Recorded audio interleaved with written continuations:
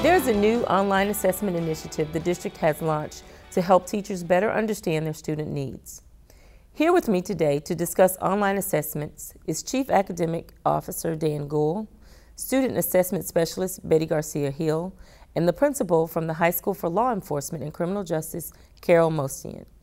Thank you for joining me today. Dan, can you tell us a little bit about why we give district-wide assessments and how we use the results? President Skillern-Jones, it's our honor to be with you today. Thank you. The answer to your question is that we need to know how each and every student is doing. And I want to separate that out. We need to make sure that every student reaches a certain level, a standard of expectation. But we need to meet each student where they're at. And our transformation effort right now is moving from paper to digital in how we gather that information about what a student knows. Every student has the same standard to meet, but we need to meet each student where they're at.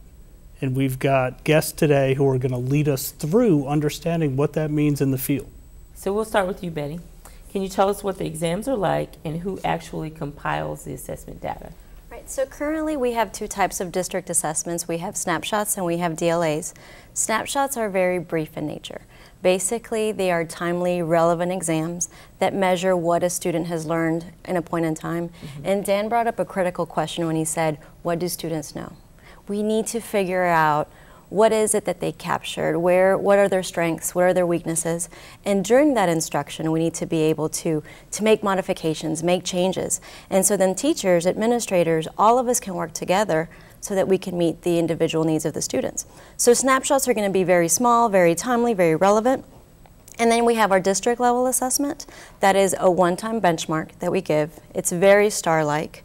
We see that it's true in form, it's of course longer in nature, and it assesses star readiness. Okay, so we're identifying the deficiencies and making sure that we address those. Great. So Carol, how are these test results helpful to the staff?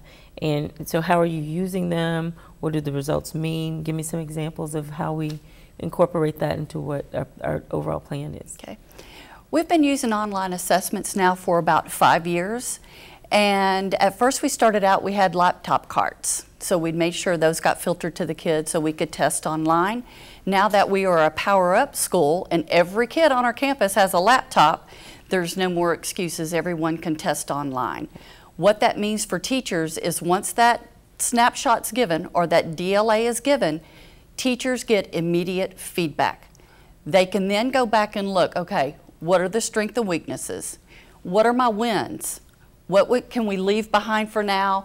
What do I need to pick up on to spiral back in? What objectives are the kids still doing poorly at so they can rework their lessons and look at, okay, what do I need to go back and do and reteach before they retest again? And they'll see those same SEs and objectives again on assessments till they get to a certain percentage, then we know we're ready to move on.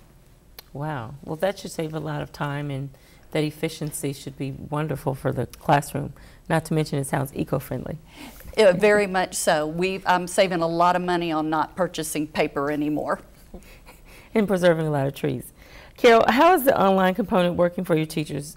What do they think about it, and how are the students responding to the new way of testing? We started with a lot of training first with the teachers before students received their laptops. So the teachers have become very comfortable with the laptop and their usage. We tried to train teachers to troubleshoot. So if there is an issue with the student on an online assessment, teachers are able to go in and troubleshoot what might be going wrong to get the student back on track. For students, the majority of the students, they really love the online. We see a lot more student engagement in the classroom, especially walking around as administrators. We see a lot more engagement in the classroom with the students on their laptops. And for the school, we finally have reached the digital age, and this is going to impact global learning for the students because they can easily connect anywhere in the world. So we're actually getting there in the 21st century learning in the digital age. That sounds amazing.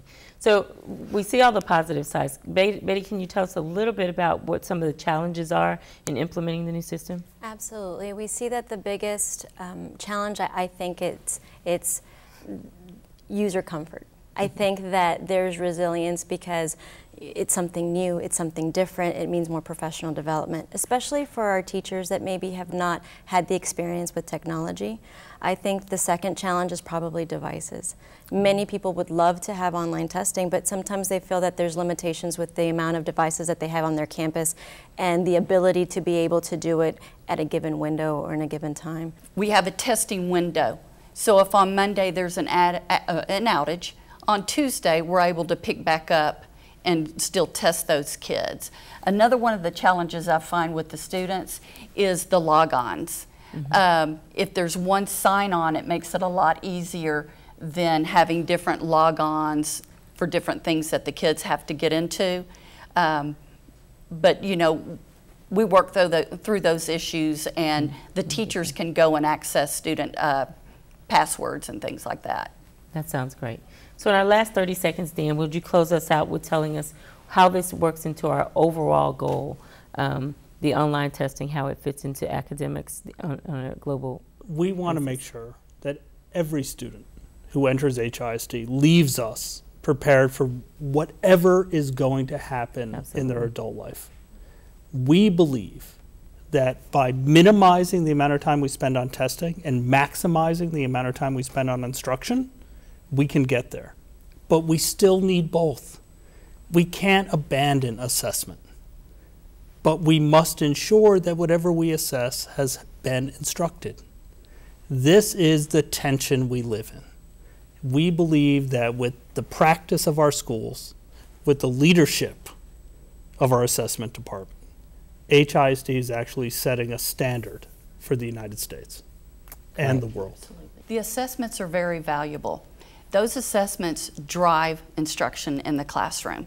So teachers to be able to get that immediate feedback, when a class leaves, they already have the data on that class that was just in their class to look at what do I need to go back and reteach, what are my wins in the classroom, so it can drive my instruction for the remainder of the week or 2 weeks, however they're planning their lessons.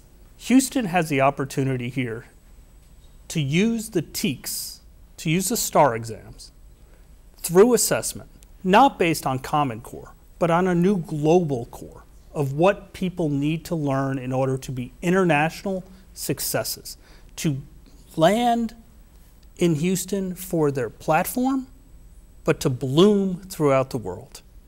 This is what Houston has the opportunity to do, not through Park, not through Smarter Balance, but through what HISD is choosing to do. So thank you to the community, thank you to the board for enabling us to do this. Thank you. And thank you all for joining us. This has been very informative, and I'm certainly looking forward to all that is going to come out of the implementation of this. And thank you so much for your work in this area.